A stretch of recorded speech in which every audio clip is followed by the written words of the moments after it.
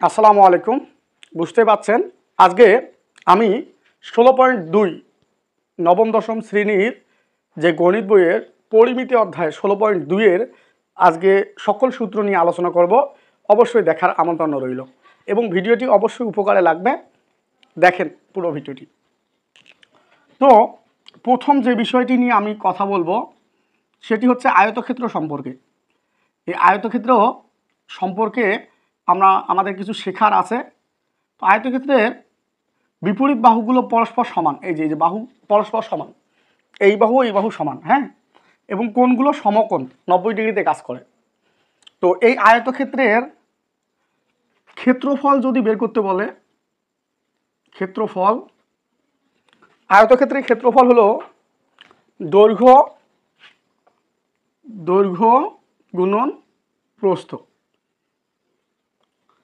বর্গমিটার বা বর্গ একক। এককটা যদি মিটারে হয় মিটার, আর যদি এককটা যদি সেন্টিমিটারে হয় তাহলে বর্গ সেন্টিমিটার। তো এই আয়তক্ষেত্রের এইটা দৈর্ঘ্য হচ্ছে এইটা, প্রস্থ হচ্ছে এটা, তাহলে আয়তক্ষেত্রের ক্ষেত্রফল হবে দৈর্ঘ্য গুণন প্রস্থ। তো আয়তক্ষেত্রের পরিসীমা কি হবে তাহলে?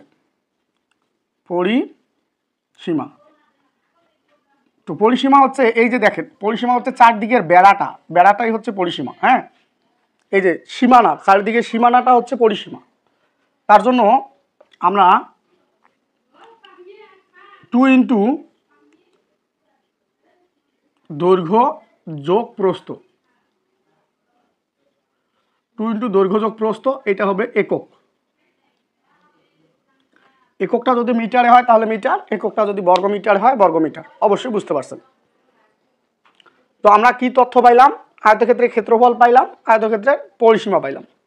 খুবই ইম্পর্টেন্ট একটি সূত্র, আয়তক্ষেত্রের কর্ণের দৈর্ঘ্য, এই কর্ণের দৈর্ঘ্যটা, আয়তক্ষেত্রের কর্ণের দৈর্ঘ্য বের করার সূত্র হচ্ছে √, দৈর্ঘ্য স্কয়ার প্লাস প্রস্থ স্কয়ার।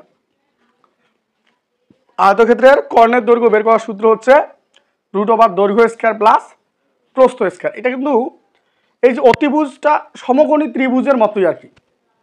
সমকোণী ত্রিভুজের যেভাবে আমরা অতিভুজ বের করি, লম্ব স্কয়ার প্লাস ভূমি স্কয়ার, স্কয়ারটা গিয়ে রুট করে দেই, সেটাই আর কি। তো আমরা অলরেডি আয়তক্ষেত্রের 3টা টপিক পেয়েছি। একটা হচ্ছে ক্ষেত্রফল, পরিসীমা এবং আয়তক্ষেত্রের কর্ণের দৈর্ঘ্য। তো এখন আমরা বর্গক্ষেত্র সম্পর্কে একটু দেখব। বর্গক্ষেত্র, তাহলে বর্গক্ষেত্র দেখেন, এই যে বর্গক্ষেত্র হচ্ছে যে চতুর্ভুজের 4টি বাহু সমান, এই যে 4টি বাহু আছে, 4টি বাহু সমান। তাহলে ক্ষেত্রফল কি রকম? ক্ষেত্রফল কি হবে? এই বর্গক্ষেত্রের ক্ষেত্রফল হবে, এটা একটা বর্গক্ষেত্র, হ্যাঁ, বর্গ। এই বর্গক্ষেত্রের ক্ষেত্রফল হবে বাহুর দৈর্ঘ্য, বাহুর পরিমাপ তারপরে স্কয়ার, মানে বাহু স্কয়ার। দৈর্ঘ্যটাও আমাদের, যদি আমি এ ধরি, এই প্রস্থটাও আমাদের এ, কারণ যেহেতু সমান বাহু বিশিষ্ট, 4টা বাহু সমান এবং কোণগুলো সমকোণ, তাহলে আমরা বাহুর পরিমাপ তারপরে স্কয়ার, বর্গ একক। এখন এই পরিসীমা, বর্গক্ষেত্রের পরিসীমা দেখেন, পরিসীমা মানে চারদিকের বেড়া, তাহলে পরিসীমা হলো, এখানে কয়টা বাহু আছে? 4টা বাহু না? তাহলে 4 ইন্টু বাহুর পরিমাণ,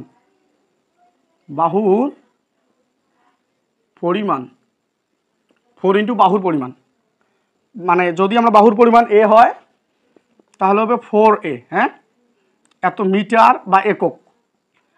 যদি মিটার একক, এত একক, ঠিক আছে। এককটা হয় যদি সেন্টিমিটারে হয় তাহলে সেন্টিমিটার, যদি মিটারে হয় তাহলে মিটার। তাহলে দেখেন ক্ষেত্রফল হইল, পরিসীমা হলো। তো বর্গক্ষেত্রেরও তো কর্ণ রয়েছে নাকি? তো বর্গক্ষেত্রের কর্ণের দৈর্ঘ্য বের করার সূত্রটা দেখেন, কর্ণের বর্গক্ষেত্রের কর্ণের দৈর্ঘ্য বের করার সূত্রটা হচ্ছে √2 ইন্টু বাহু, √2 ইন্টু বাহুর পরিমাপ, √2 ইন্টু বাহুর পরিমাপ। তাহলে এই যে √2 ইন্টু বাহুর পরিমাপ, এটা কিন্তু ওই যে অতিভুজ স্কয়ার সমান লম্ব স্কয়ার প্লাস ভূমি স্কয়ার, ওখান থেকে কিন্তু কর্ণের দৈর্ঘ্যটা বের হয়েছে।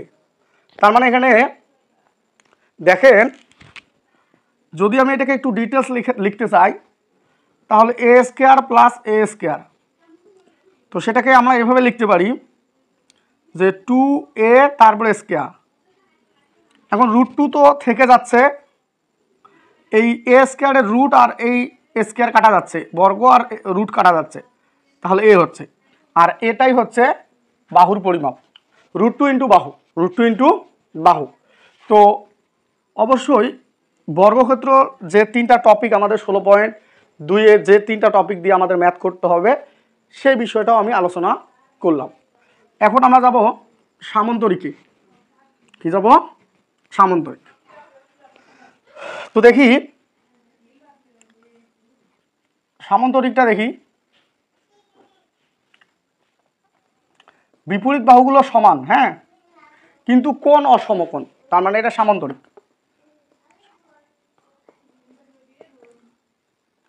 সামান্তরিক, সামান্তরিক, হ্যাঁ। তো এর ক্ষেত্রফলটা যদি আমরা বলি, ক্ষেত্রফল এই যে ভূমির পরিমাপ, তার মানে ভূমি ইন্টু উচ্চতা, এই যে উচ্চতাটা, উচ্চতা, ভূমি ইন্টু উচ্চতা, তাহলে ভূমি ইন্টু উচ্চতা বর্গ একক। তার মানে সামান্তরিকের ক্ষেত্রফল হচ্ছে, সামান্তরিকের ক্ষেত্রফল ভূমি ইন্টু উচ্চতা বর্গ একক। তো আরেক ধরনের সামান্তরিকের ক্ষেত্রফল আছে, আরেকটা সামান্তরিকের ক্ষেত্রফল আছে আপনাদের এই বইয়ে। তো সেটা হচ্ছে, একটা কর্ণ থাকবে, কি থাকবে? কর্ণ থাকবে, একটি কর্ণ থাকবে, আর অপর কৌণিক বিন্দু হতে, অপর কৌণিক বিন্দু হতে, কৌণিক বিন্দু হতে অঙ্কিত, ওই কর্ণের উপর অঙ্কিত লম্বের দৈর্ঘ্য যদি জানা থাকে, দেখেন একটা কর্ণ আর একটা কৌণিক বিন্দু হতে অঙ্কিত লম্বের দৈর্ঘ্যটাকে এ ধরলাম, আর কর্ণটাকে আমি কে ধরলাম। একটি কর্ণ এবং অপর কৌণিক বিন্দু হতে কর্ণের উপর ও লম্ব, লম্ব দূরত্ব জানা থাকলে, দূরত্ব দেয়া থাকলে ক্ষেত্রফলটা হবে, ক্ষেত্রফলটা হবে এই যে দেখেন, কর্ণ, ক্ষেত্রফলটা হবে কর্ণ ইন্টু উচ্চতা, হ্যাঁ, কর্ণ ইন্টু উচ্চতা বর্গ একক, বর্গ একক। এই যে একটা কর্ণ দেওয়া থাকে, আর অপর কৌণিক বিন্দু হতে কর্ণের উপর অঙ্কিত লম্বের দৈর্ঘ্যটা যদি জানা থাকে, তাহলে কর্ণ ইন্টু উচ্চতা গুণ করে দিলে আমাদের ক্ষেত্র, এই সামান্তরিকের ক্ষেত্রফলটা আমরা পেয়ে যাব। তার মানে দুইভাবে সামান্তরিকের ক্ষেত্রফল বের করা যায়। তো আমরা এখন দেখব রম্বস। এখন কি দেখব? রম্বস দেখব।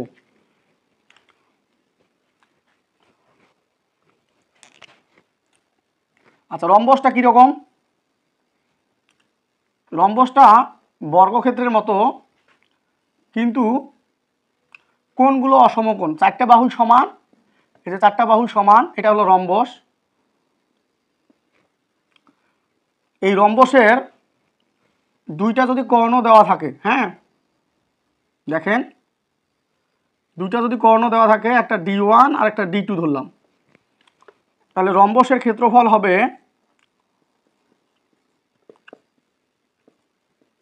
রম্বসের ক্ষেত্রফল হবে হাফ ইন্টু কর্ণদ্বয়ের গুণফল, হাফ ইন্টু কর্ণদ্বয়ের গুণফল, মানে হলো D1 ইন্টু D2 বর্গ একক। এখন আমরা ট্রাপিজিয়ামটা দেখি।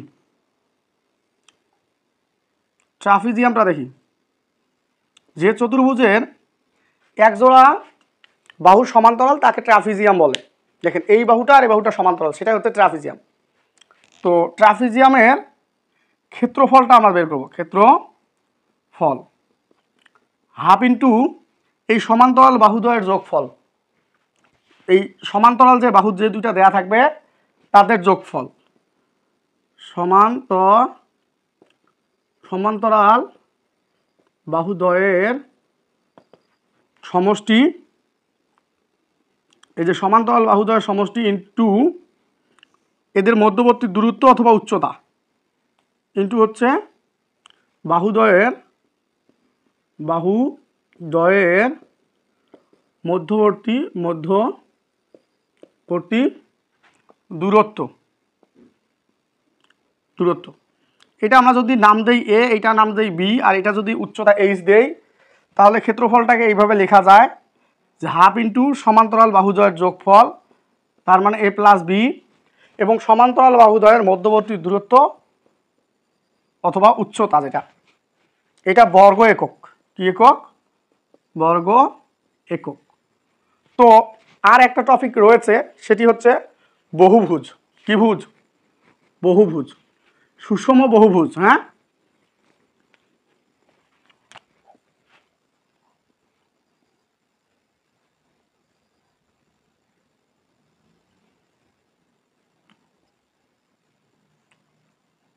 এটা হলো বহুভুজ,